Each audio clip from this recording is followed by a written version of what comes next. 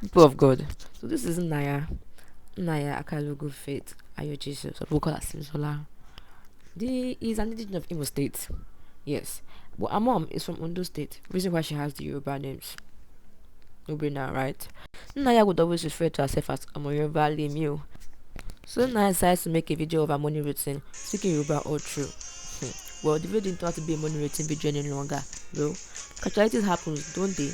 They do. So enjoy this video and please don't laugh at her, but you can, because well, then again. In these videos, there are two writings on some clips. The ones in black highlights are the subtitles that man, what I wanted to say and what I ended up saying is going to be different in both of them. But you just understand that the one in black is what I wanted to say, and what's coming from my mouth is what I don't know. But anyways, the one written without highlights are just my thoughts in my head at that point. So enjoy this video and please be nice. Please be nice in your dragging. Thank you all. Till we see in the next video, just watch this, okay?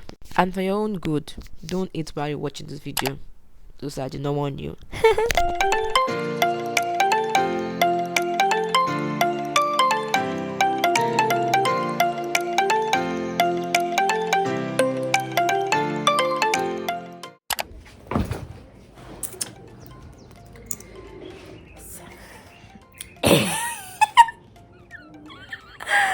Oh my god.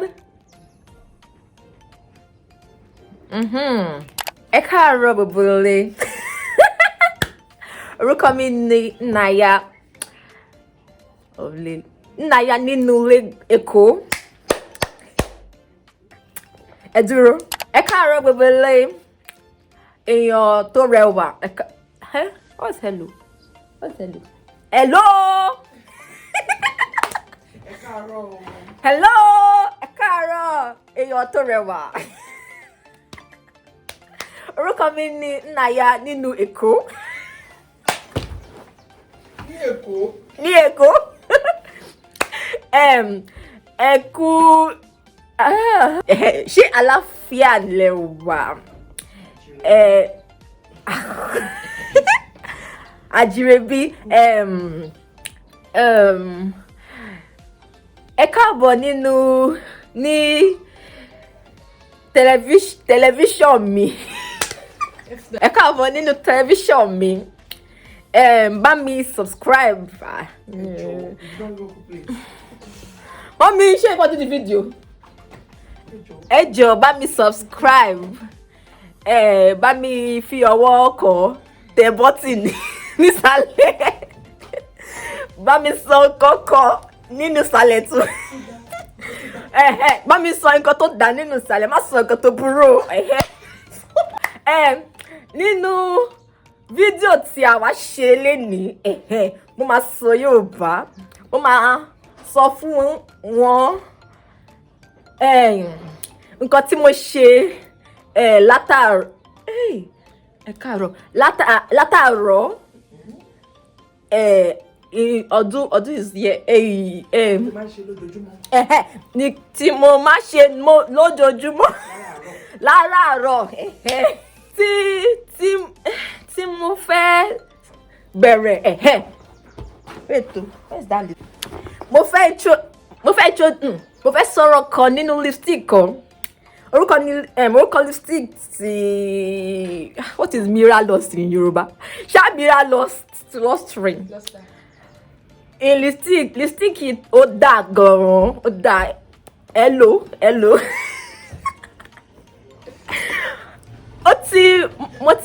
Mo ti fi àwọn kékèké fi ọ̀wọ́n.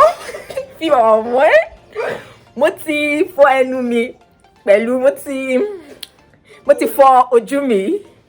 Mo ti kit up.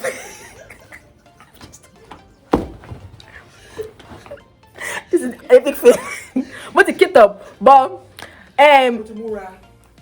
kit up. Nǹkan tí mo fẹ́ ṣe, mo fẹ́ ṣe oúnjẹ ọkọ̀ lálásepọ̀, I don't know. Ilá lásepọ̀ pẹ̀lú chicken ẹdìyẹ. So mo fẹ́ lọ ra Hey, wait o, mo fẹ́ lọ ra dónọ́tì àti bọ́ǹsì. Mo fẹ́ lọ ra bọ́ǹsì àti dónọ́tì. Mo fẹ́ jẹ, of course, mo fẹ́ jẹ bọ́ǹsì àti dónọ́tì. So, ẹ wá, ẹ tẹ̀lé mi, láti ra dónọ́tì àti bọ́ǹsì. A máa pàdé. Bá mi fi ọwọ́ kọ thumb up, bá mi fi ọwọ́ kọ sókè pẹ̀lú ẹ sọ nǹkan tó dá ní ìsàlẹ̀. Bá mi subscribe to, I know what subscribe is in Yoruba. A máa ríra léra bye. Kò fẹ́ ṣe. I don't get. Kò fẹ́ ṣe. Àwọn nails yìí wọ́n make a call. Bye bye.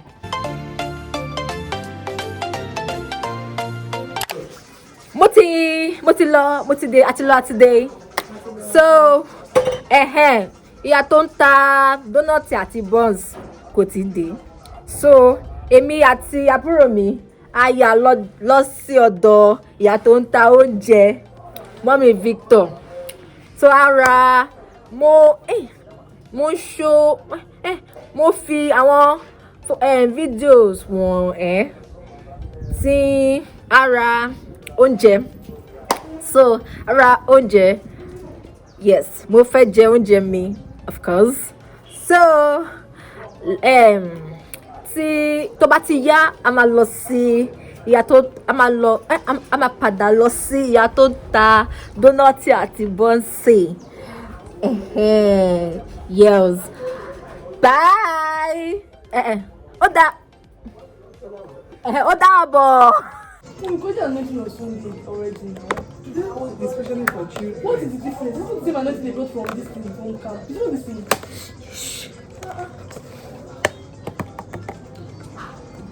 I'm sure I have their money to be more. So, oúnjẹ mi rèé. Má mind mọ́mì mi àti àbúrò mi. Wọ́n máa argue. Unnecessarily. Wọ́n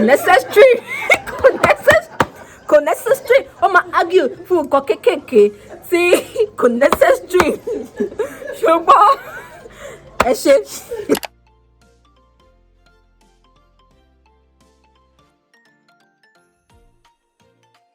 Ẹ káàbọ̀. So, mo ti lọ today. I don't know where this accent is coming from, but you get the gist, yes. Mo ti lọ today. Mo fi come videos kékèké wọ̀nyẹn, right? So, mo lọ sí ìyá tó ń ta dónọ́tì àti bọ́ǹsì, and last. Ṣáṣáṣá, ó ti dé. So, mo ra ẹ dúró mo ra fresh ẹyọ kan because why not. So, mo ra fish roll méjì pẹ̀lú buns méjì because mi ò lówó kankan, owó tí kò wá so, okay. And mo fẹ́ jẹ because baby girl gas jẹ, understand this thing. So, I'm looking at me like, okay, sorry. Mommy wọ́n mi bí pé kí ni mo ń sọ. So, and mo mọ̀ pé inú mommy mi kò dùn gọ́kọ̀ torí pé mo sọ yàtì. Mommy mi jẹun o, ó máa choke. Kò kàn mí because mo fẹ́ ṣe content mi, àdó rẹ́rìn. Ó rẹ́rìn sí ayé mi nínú ìta. Alright. So, mo fẹ́ jẹ nǹkan tí mo rà because kò ṣe ìwọ̀n ló máa jẹ. So, ó ti bọ̀ ha? Okay.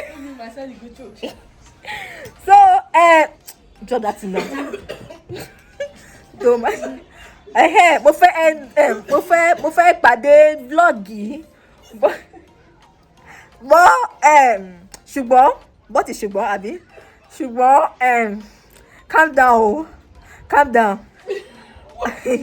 ẹ farabalẹ̀ mo fẹ́ sọ kọ̀ọ̀kan mo ti gbàgbé ẹ farabalẹ̀. ó ti sápá mi lórí. ó ti sápá mi lórí my friend my sister thank you. So wọ́n ti fi nǹkan tí mo máa ṣe nínú aago 6 a.m. tí mo máa jí because on a normal mo jí lórí aago 6 a.m. so aago 6 a.m. tó di aago 9 a.m. aago mẹ́fà. 9 a.m. aago mẹ́fà sí aago mẹ́sàn-án. 9 a.m. nǹkan kékèké yìí tí mo máa ń ṣe except what is except in Yoruba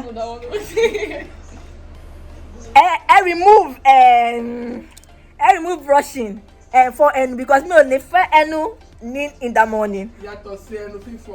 Yàtọ̀ sí ẹnu fífọ̀ but sori pé mo máa ṣó àwọn pé mo ní jẹ́ pig. Where's pig? What to call it? Olóòórùn. Mi ò ní jẹ́ olóòórùn. Tọ̀bùn. So mo máa fọ ẹnu mi. But the norms mi ṣe gan bẹ́ẹ̀ o. So tó bá jẹ́ pé ó ń ro pé wọ́n ìwọ̀n yìí ń sọ Yorùbá. Mọ́mì mi ni ọmọ Ondo. But bó ṣe rí báyìí mo ti disgrace lineage mi. But kò sí kankan tó bá náà nínú ẹ̀. Tí máa rí nínú let's vlog mi ó bá mi ṣe ọwọ́ tó lókè bá mi sọ nǹkan dáadáa bá mi sọ nǹkan dáadáa nísàlẹ̀ má sọ nǹkan tó burú o because mo wà drag ẹ̀ so mọ́mí mi fi ọwọ́ ẹ̀ gbá lórí pé nǹkan tí mo sọ ó gbá lórí so tí wọ́n rí nínú best vlog mi bóyá kẹ́sìtì alright bye ó dàbọ̀